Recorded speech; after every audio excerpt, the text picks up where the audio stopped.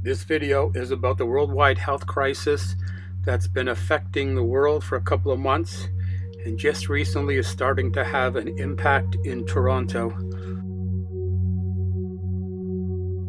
For the last couple of months, I've been watching the news and keeping track of what's been happening in China and Europe. And most of my friends were not really too concerned. Most of them thought it would never affect them. But things recently have changed and is starting to have an impact in Toronto. It's crazy how one day you're walking on the streets of Toronto, going out shopping, and everything seems normal. And just in one day, everything changes. It was near the end of January that Toronto had its first virus case. I decided to go on the internet and look for stores that were selling the masks, and I could not find any stores in Toronto that were selling them. They were literally all sold out except for one store. So I went to the one store and I checked out the masks that they had just to check out the prices, just to see what was going on. And the price they were charging, I think it was $38 for 20 masks the first time that I went. And then I went back a couple of weeks later, and then I saw that the prices had gone up dramatically. And I checked around to all other hardware stores around the downtown core. Could not find any masks at all. So when I went back the second time, the price was $80 for 20 masks. So dramatic uptick. And I ended up buying, they had them individually where you could buy 5 for $25.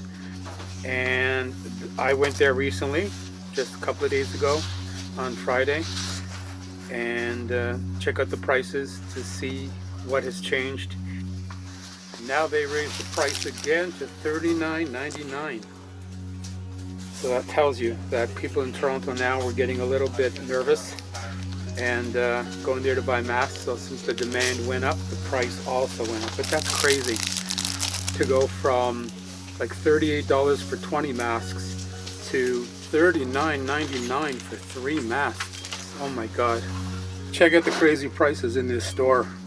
Toronto had its first infection at the end of January, and at that time city officials were telling everybody remain calm, wash your hands, use hand sanitizer, and basically made it seem like, well, it's not a major issue. Just live your life the way you normally do, wash your hands, and you'll be okay. And this went on for about a month. And then March came, and that's when things started to change because the numbers started going up, the infection rate started going up in Toronto, and then all of a sudden the tone changed. And city officials started telling us, okay, be a little bit more cautious now. Now things are going to change. We're going to have to make some adjustments. And within the last week, that's when things really changed. That's when the tone changed. That's when they started saying, you might have to stay in now, maybe not go out so much. And then just recently, we were told that the City of Toronto services are going to be closing down. And that includes all libraries, all city-owned childcare centers, recreation centers, community centers, local museums, swimming pools, arenas. The St. Patrick's Day Parade was canceled. No more city council meetings. All permits for events were canceled.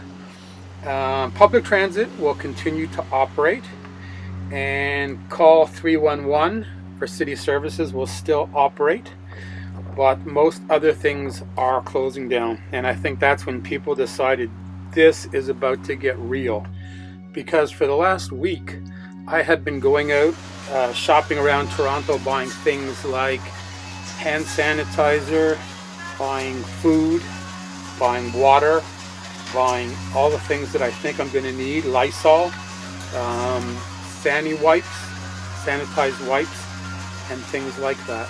And everything seemed pretty normal. I mean, there were a lot of people shopping, but it wasn't that much more than normal, and the shelves were pretty much stocked.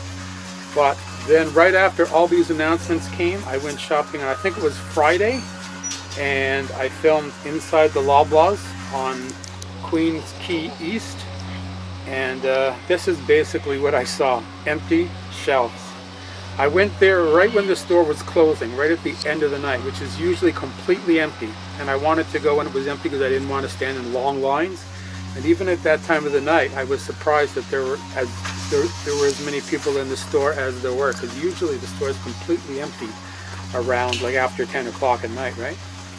And it was closing at 11. I was there between I think 10 and 11 o'clock at night, and I was shocked that a lot of the aisles, especially food items, and of course hand sanitizer, you cannot find that anywhere in Toronto. I literally went to 20 different variety stores, grocery stores, drug stores, pharmacies, hardware stores, you name it. You cannot find hand sanitizer anywhere.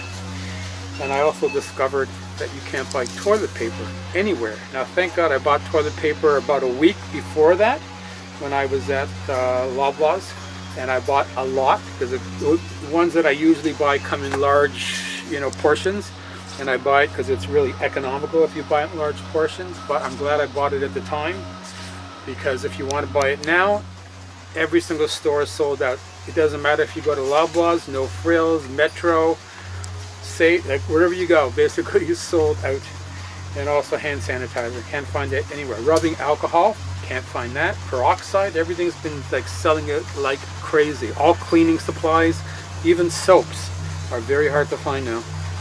Suffice to say, people in Toronto have got themselves in a tizzy. I had friends that called me, and now they're all freaked out, they're all nervous, they haven't been able to buy stuff, things are not on the shelves, and I've been telling them for literally the last month, hey, you better prepare for this. And they were like, nah, you're getting paranoid, you're too cautious, it's not going to be that bad. And now they've all changed their tune. Now everybody's like, oh my God, now I don't know what I'm going to do. I can't find toilet paper, I can't find this, I can't find that. And it's definitely difficult now. People are panicking. Everybody's in a tizzy, everybody's freaked out by the situation, and now people are self-isolating. Everybody's staying in their apartments and they're afraid to go out. The amount of people that are becoming infected is growing on a daily basis. And now the city health department coming up with serious warnings, like stay in the house, keep away from crowds, don't go here, don't go there, stay out of bars. So even I heard that the government of Canada might close down the border. This is now getting really, really serious. The last I heard, there were 51 people infected in Toronto. And the Ontario government is closing all public elementary schools and secondary schools until April the 6th. That's 2 million students. All the major universities are also closing down. The last reports that I've heard were that in Toronto there are 66 people infected. In the GTA there are 2 people infected. And then all around the Toronto area there's probably another 10 people infected, and also it's rising quite quickly. It's mind-blowing to think that since this health crisis started around the beginning of January, and now we're in the middle of March, and already it's gone mostly around the world, all these countries in Europe and in Asia and now in North America are having to deal with it.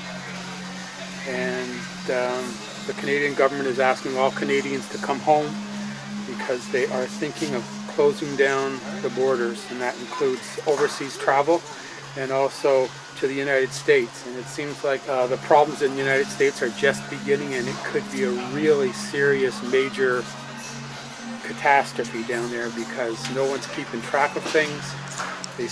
Everything seems very much in disarray, and it seems to me like the government down there doesn't know how to handle it, especially since they also don't have universal health care. So now there's all kinds of issues with who's going to pay for testing. The government says they're going to pay, but then treatment. There's all kinds of mixed messages. Why would people want to go for testing if they can't afford to get treatment? So every one of those people that don't go and get treatment are going to end up spreading the disease. The homeless people that are on the streets, man, this could be a serious, serious worldwide disaster. Worse than it already is. It already is pretty bad. But anyways, people need to take this seriously, and they need to take precautions, and they need to really, really make sure that they're protecting themselves, their family, their friends, all the relatives and loved ones. So that's about it. Just do what you got to do and take care of yourself. Stay safe.